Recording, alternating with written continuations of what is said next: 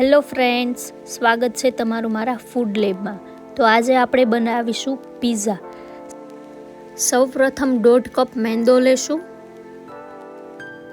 તેમાં 1 tablespoon baking soda નાખીશું, 1 tablespoon baking powder નાખીશું, 1 ટેબલસ્પૂન મીઠું નાખીશું અને 1 ટેબલસ્પૂન ખાંડ નાખીશું.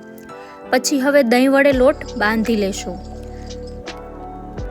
દહીંમાં જ લોટ બાંધવાનો છે, પાણી નથી નાખવાનું. દહીંથી જ લોટ બાંધી લેશું. આપણે રોટલીનો જેટલો નરમ રાખી છીએ એટલો જ નરમ લોટ રાખવાનો છે. લોટ બંધાઈ જાય પછી 1 ચમચી જેટલું તેલ નાખીને સરખી રીતે મસળી લેશું. લોટ મસળાઈ જાય એટલે 15 થી 20 મિનિટ માટે તેને રેસ્ટ કરવા દેશું. લોટ રેસ્ટ થઈ ગયો છે, તમે જોઈ શકો છો સરખી રીતે ફૂલાઈ ગયો છે. હવે આપણે તેમાં થોડોક લોટ લઈને પતલું રોટલી જેવું વણી લેશું. આપણે મકાઈનો કોરો લોટ લેશું રોટલી વણવા માટે. મીડિયમ સાઇઝની રોટલી વણી લેવાની છે. પછી તેને શેકી લેવાની છે. બંને સાઈડથી કાચી પાકી શેકી લેવાની છે.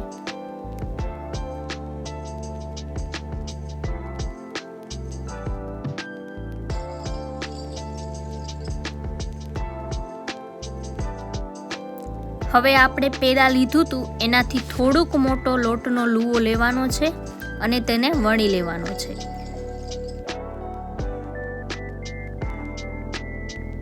બધી સાઈડથી સરખી રીતે વણી લેવાનું છે.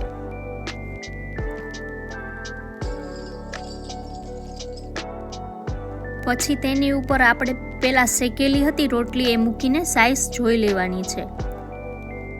હવે આપણે ચીઝ સોસ લેશું અને પિઝા પાસ્તા સોસ લેશું. હવે આપણે જે રોટલો વણ્યો હતો એના ઉપર ચીઝ સોસ લગાવીશું અને સરખી રીતે સ્પ્રેડ કરી લેશું. આને આપણે વચ્ચેની સાઈડ જ સ્પ્રેડ કરીશું અને ઉપર આવી રીતે શેકેલી રોટલીને મૂકી દેશું. પછી પાણી વડે લગાડી દેશું, બધી સાઈડ એને કવર કરી દેશું.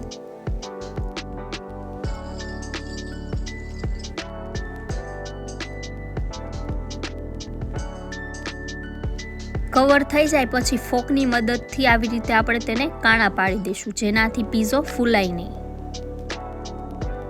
પછી ફરતી સાઈડ આપણે બટર લગાવી દઈશું.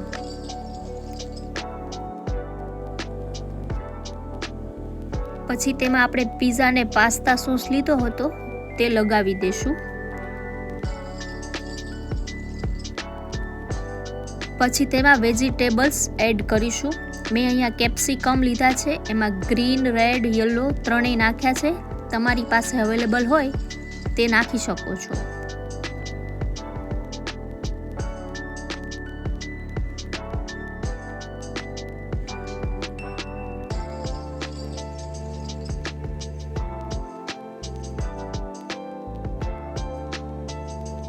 પછી તેમાં મકાઈ નાખીશું,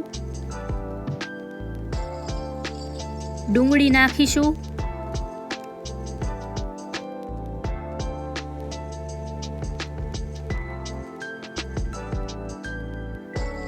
બ્લેક ઓલિવ નાખીશું,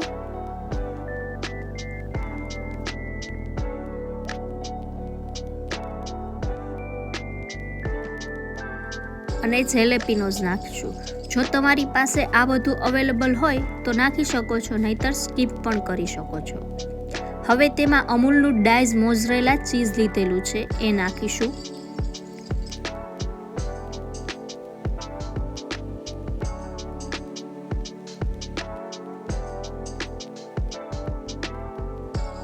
હવે પિઝાને બેક કરી લેશું. મેં ઓવનને પ્રીહીટ કરેલું છે 10 મિનિટ માટે 150 ડિગ્રી પર. હવે આપણે ઓવનની પ્લેટ લેશું, તેમાં થોડું બટર નાખીશું અને પિઝા મૂકીને 15 મિનિટ માટે 200 ડિગ્રી પર બેક કરી લેશું.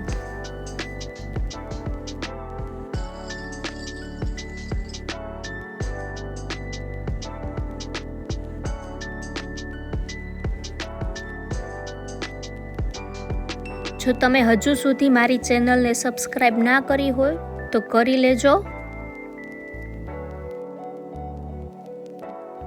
તો રેડી છે ઘરે બનાવેલ ડોમિનોઝ જેવા જ યમ્મી અને ટેસ્ટી પિઝા.